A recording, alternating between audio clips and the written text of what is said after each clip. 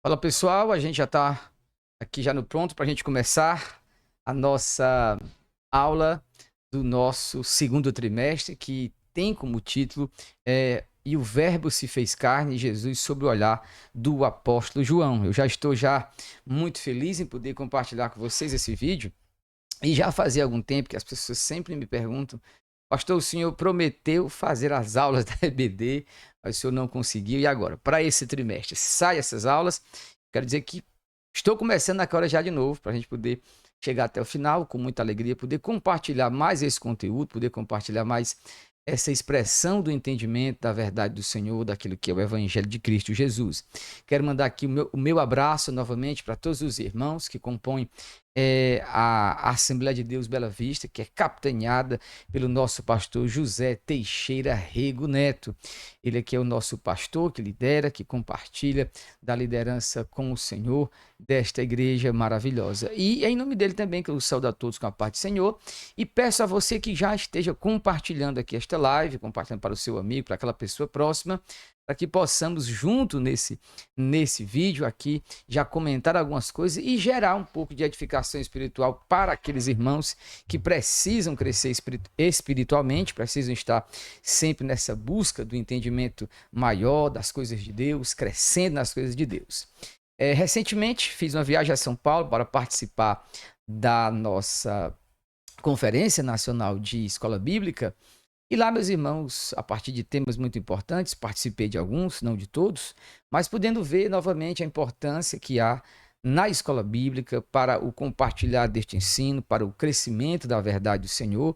E uma das coisas importantes é combater o erro, trazer a verdade, a exposição daquilo que é, aquilo que o Senhor tem compartilhado com a sua igreja, aquilo que ele tem ensinado para nós ao longo dos tempos, ok?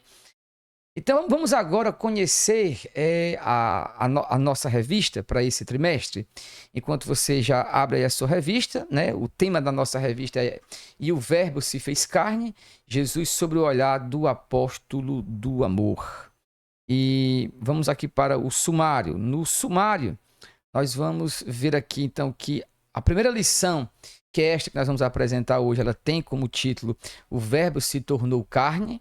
Enquanto você já abre no sumário na sua revista, eu quero saudar os irmãos ali da congregação de Industrial, onde eu fui pastor, onde eu pastoreei por algum tempo, a congregação ali de Palmatória, que também foi um dos lugares em que eu estive pastoreando, a congregação de Lagoa do Mato, meus irmãos de Lagoa do Mato, principalmente na pessoa do meu amigo Railson, do Gerry, do Antônio Francisco e do grande amigo Edivaldo Amorim.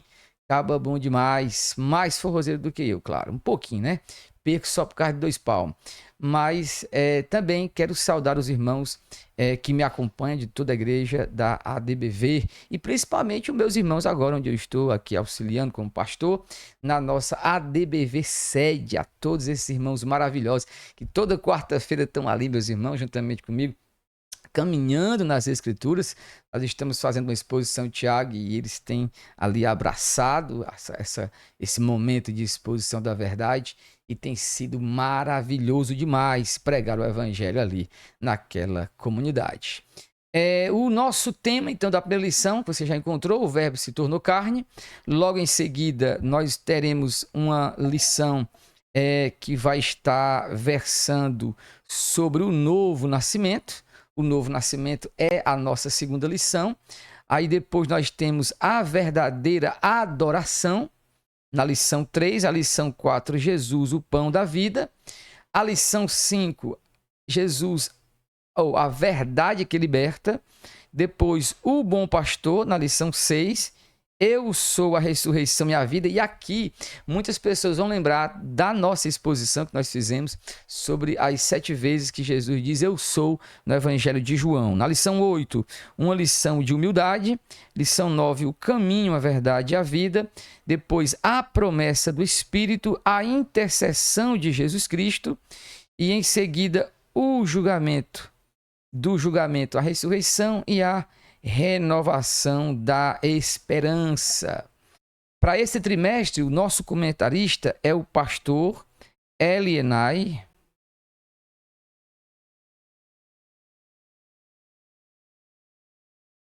Elienay Cabral. Elienay Cabral, que em um determinado momento da história também esteve aqui em Fortaleza, pastoreando, sendo um dos pastores aqui da nossa igreja sede, compartilhando a palavra do Senhor, na época do nosso saudoso pastor Luiz Costa, fundador pioneiro desta igreja.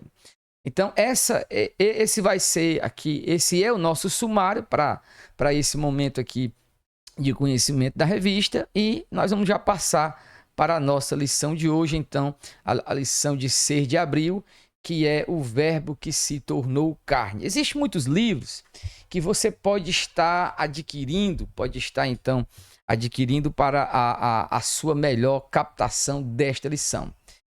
Alguns livros que eu gostaria de indicar para aquele que quer se aprofundar, para aquele que é professor, para o servo de Deus que também labuta no ensino da palavra de Deus. Eu quero até, antes de começar essa lição, compartilhar com você que ao começar agora aqui do mês de maio, provavelmente, eu vou estar lançando um curso sobre o professor eficaz, um professor que consegue não somente dar uma aula, mas captar o coração do aluno, a partir do livro de Howard Hendrickson, Ensinando para Transformar Vidas.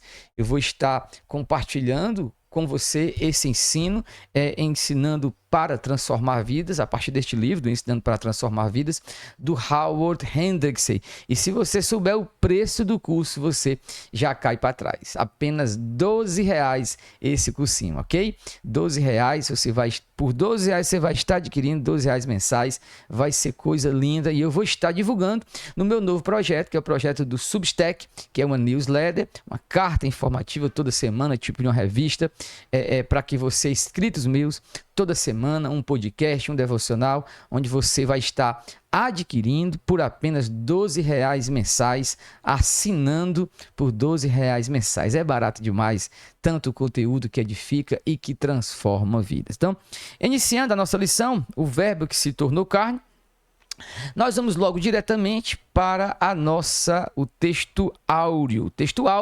Que vai trabalhar justamente o verso de João 1,14, que diz: E o verbo se fez carne e habitou entre nós, vimos a sua glória, glória como do unigênito do Pai, cheio de graça e de verdade. A verdade prática, ela vai trazer para a gente o verbo de Deus, inseriu-se na história, assumindo a forma de homem,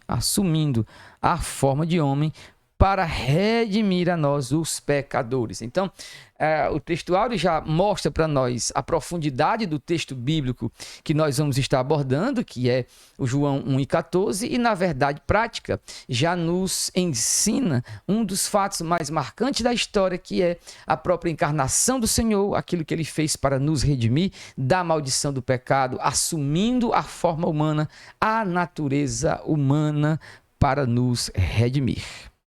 Vamos então para o nosso primeiro ponto, que vai trabalhar o Evangelho de João, né? O Evangelho de João, aqui, e autoria e data.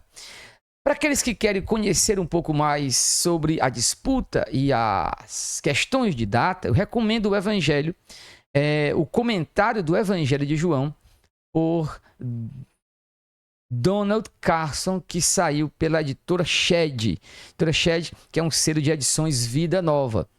Há alguns outros comentários, mas esse ele já resolve muito bem. Ou então o livro Introdução ao Novo Testamento, também, que foi lançado pelas edições Vida Nova. Da nossa própria casa publicadora, nós temos vários livros que você já encontra. Estou citando eles de outra editora, para que nós nos tornemos mais abrangentes naquilo que nós vamos estar compartilhando. Então, a questão de data, para fins acadêmicos, há uma questão disputada sobre a autoria e sobre a data do Evangelho de João. Mas só que nós aqui, nós estamos tratando para fins acadêmicos, estamos tratando para fins confessionais, a partir daquilo que nós confessamos e cremos em Cristo. Já aceitamos esta realidade da data e da autoria joanina. Então não entra para nós aqui essa disputa sobre as datas. Mas o comentário então do Elienay Cabral vai no entorno de que o apóstolo João é o autor do evangelho que leva o seu nome. de sua autoria encontra-se no próprio texto, né? A confirmação dessa autoria se encontra-se no próprio texto e também nos escritos dos denominados pais da igreja. Admite-se que tem sido escrita entre 80 e 90, de acordo com estudiosos. O Evangelho de João apresenta uma doutrina genuína sobre a divindade de Cristo. Assim, as expressões verbo divino e a palavra que se fez carne são de grande importância neste quarto evangelho. Então, para nós, não é questão de questionamento, né? A redundância é clara, mas não é questão de debate, essa relação da autoria e principalmente da data, porque para nós agora o que importa é a edificação a partir daquilo que nós já cremos, daquilo que nós já de fato pensamos e sabemos ser o Evangelho de Cristo Jesus, que é o que de fato nos dá alegria de ouvir a sua palavra. Então, o propósito do Evangelho de João, para aqueles que vão estar acompanhando, nós vamos então trabalhar aqui. O Evangelho de João, ele tem como objetivo, um dos objetivos, um dos seus propósitos, é levar o leitor a crer, a expressão crer, que Jesus Cristo é o Filho de Deus. Jesus Cristo é o Filho de Deus. E ao crer, encontrar nele não apenas o conhecimento acadêmico, não apenas a cura para alguma relação física, mas encontrar nele a vida que é encontrada somente em Cristo, a vida eterna. A vida eterna. Então, não é por acaso que os especialistas referem-se à primeira parte do capítulo de João como o prólogo de João, ou seja, a apresentação desse evangelho. No trecho já citado aqui por João, né, onde apresenta o Jesus como filho enviado de Deus ao mundo para fazer parte da história, então, assim sendo, o Logos, como é identificado, ele é a palavra encarnada. Há um debate importante, a questão da natureza do Logos. Nós vamos comentar daqui a pouco, que traz para a gente alguns traços filosóficos, mas o ponto já é perceber isso que nós temos já colocado aqui. Então, a natureza de Jesus, a partir desta lição, o pastor e professor Helenay Cabral comenta que, apesar do Evangelho de João sublinhar de forma clara a dimensão divina de Jesus, o apóstolo também aborda a natureza humana de Jesus.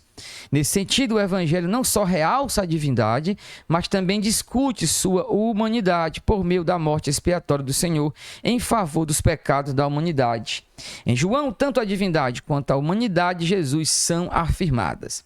O ponto para a gente agora que fica, para nós comentarmos de maneira mais ainda abrangente, dentro desse espectro que nós estamos aqui percebendo, qual é a importância de nós estudarmos novamente essas relações de natureza divina e humana. Ora, ao longo, e aqui o professor que vai dar essa aula, e você, meu amado irmão que está acompanhando, precisa relembrar que ao longo da história da igreja, nós temos várias perspectivas sobre Jesus.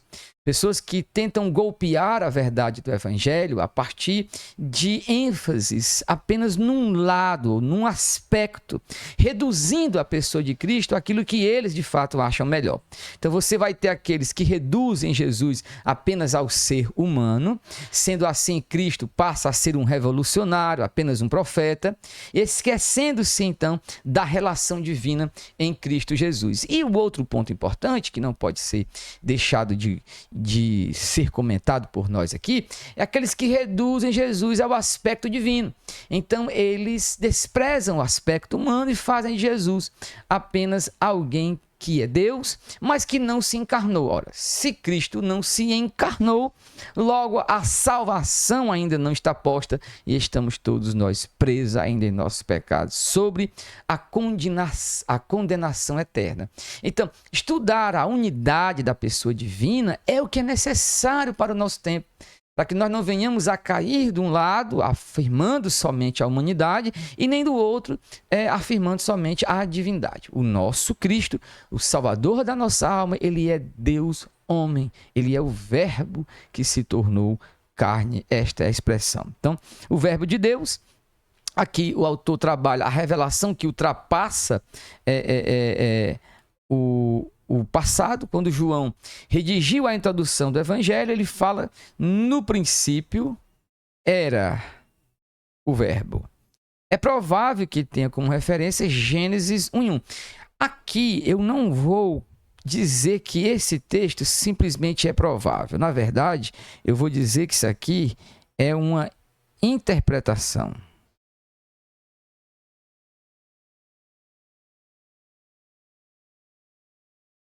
Do Gênesis. Eu afirmo claramente que o que João está fazendo aqui não é apenas citando como... Aqui eu discordo um pouquinho do Helenay Cabral, eu não digo que é provável, pelo contrário. Eu afirmo que ele está interpretando o Gênesis. Porque João era um judeu normal, alguém seguidor do Tanar, da Torá, e ele simplesmente não vai colocar o aspecto ou outro aspecto contrário. Não há um pano de fundo melhor do que o Gênesis. Então aqui eu digo que ele está afirmando, interpretando, na verdade, o Gênesis. Ele está dizendo que o Senhor que criou o mundo, aquele que era, né, no princípio, criou Deus os céus e a terra, ele está dizendo, quando ele diz aqui a palavra princípio, no princípio era o verbo, a palavra princípio já vai ser levada à mente daquele que ouve ou lê o Evangelho de João para Gênesis. Eu tenho certeza que isso aqui é intencional de João. É trazer a mente do leitor ao Gênesis, mostrar que o nosso Deus, ele já criava o mundo, ele é aquele que age em trindade, Pai, Filho e Espírito. E aqui João está trazendo para nós a realidade do Filho que já está em Gênesis. Já está em Gênesis. Então, esse princípio, esse primeiro versículo de João, mostra que o verbo no princípio, possuindo assim uma existência infinita, ou seja, não tem começo nem fim. Assim, muito além do passado, desde o princípio, o verbo já existia e estava com Deus e é Deus. Então, essa é uma afirmação muito importante e que eu corroboro juntamente. A natureza do verbo, tal como Deus é eterno, também o verbo o é. Mais adiante, em Apocalipse, o apóstolo descreve o verbo como o alfa, o ômega, o princípio e o fim, e diz que ele é aquele que é, que era e que há de vir, simplesmente o El Shaddai, o Todo-Poderoso, ou Pantocrator, né, no grego. Assim, conforme seu evangelho, o evangelista apresenta como o Logos de Deus, a palavra encarnada que habita entre os homens. Portanto, o verbo encarnado, Jesus é reconhecido por muitos e adorado como Deus. Então, esta é uma relação importante sobre a natureza do verbo. Então, no princípio era o verbo. Como já referimos, no grego do Novo Testamento, a palavra aqui é logos, que significa palavra. O conceito de logos traz consigo a noção de expressão, tanto da razão quanto da linguagem.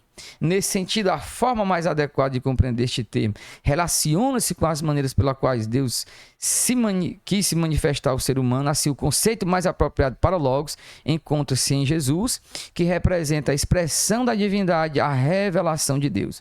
Então, eu diria que a palavra logos aqui que João está usando, ele usou intencionalmente no hebraico a palavra davar, e o logos, palavra grega. Aqui, para mim, há uma junção entre as duas palavras. Davar quer dizer o poder de Deus, a palavra de Deus que cria. A palavra de Deus que gera o mundo, que cria o mundo do nada, né? E o logos, como um princípio de inteligibilidade, de razão. Então, esta palavra que cria o mundo do nada, impõe o sentido naquilo que é criado. Ele é o logos que impõe o sentido, que dá a estrutura, para usar aqui um termo de Peter Berg, a estrutura de plausibilidade da própria criação. Então, nesse sentido, é que eu percebo que João usa aqui a palavra, né, logos. Então, a encarnação do verbo. A manifestação do verbo é a luz do mundo. João identifica Jesus como o criador de todas as coisas, mediado pelo Pai através do poder da sua palavra. Então, a seguir, ele faz uma distinção entre luz e trevas. Essa distinção é muito importante. As trevas simbolizam aqui a obscuridade espiritual provocada pelo pecado. Então, nesse sentido, trevas é mais do que uma relação de ausência de luz, ela é as trevas espirituais provocadas pelo pecado. Então, no entanto, Deus enviou João Batista para testemunhar da luz. A verdadeira luz é Cristo, que foi anunciado por João Batista. Então, nós sabemos que toda a relação do Antigo Testamento com o Novo está posta na vinda de Cristo. Autores como Walter Kaiser trabalham esse conceito da promessa, em que todo o Antigo Testamento é interpretado como a partir da promessa de Deus de resgatar o homem das trevas através da luz do mundo, que é Cristo, o Messias prometido. Então nós temos aqui essa relação muito bem aproveitada dentro do Evangelho de João. E a partir da chegada da luz, a partir da chegada do Verbo de Deus, a partir da chegada daquele que era e que há de vir, a encarnação do nosso Senhor, nós vamos ter então a possibilidade de nos tornarmos filhos de Deus, com esse privilégio que nos já foi apontado dentro mesmo do Evangelho de João. Enquanto Israel rejeitou a bênção da salvação através da obra do Calvário, Deus ofereceu a todas as pessoas, independentemente da sua raça, etnia ou língua, a oportunidade de serem feitos filhos de Deus. Então, nesse sentido, nós vamos perceber aquilo que o Senhor fez por nós. Um dos objetivos da encarnação era nos tornar filhos de Deus ao enviar o seu próprio Filho ao mundo. A manifestação e a habitação do Verbo.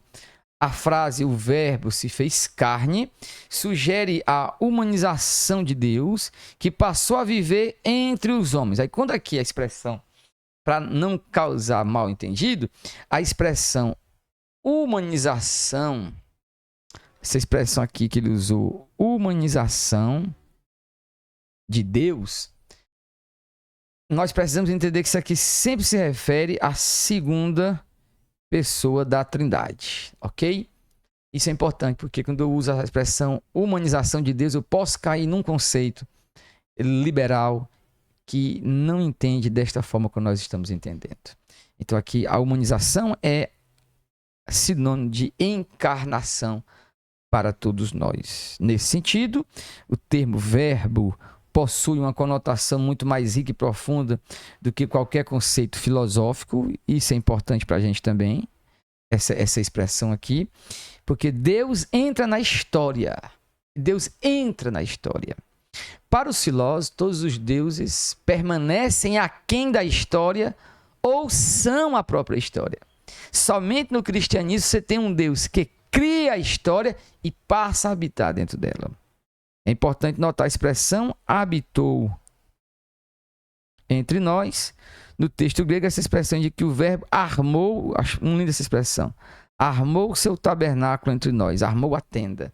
Assim como Deus ordenou que Moisés criasse, formasse, edificasse o tabernáculo, porque ele ia acampar no meio de Israel, Deus, através da sua encarnação, acampou entre nós, armou a sua tenda e habitou entre nós e vimos a sua glória, glória como do unigênito do Pai, cheio de graça e de verdade. Então, nesta lição, nós tivemos a oportunidade de iniciar o estudo do Evangelho de João, mostrar a sua relevância, seu objetivo para a vida da igreja e trazer para nós essa edificação daquilo que é a palavra do Senhor.